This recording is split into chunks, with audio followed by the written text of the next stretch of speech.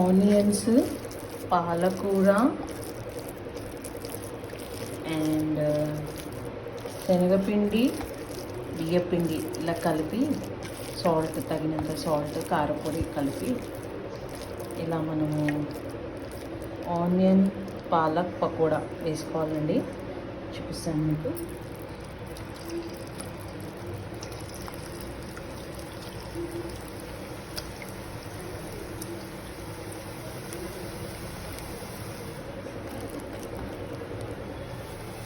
సరిపడంతా వేసుకోవాలి.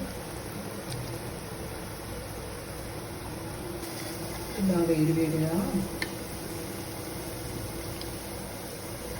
పకోడీలను ఇలా ప్లేట్లో తీసుకోవడమే.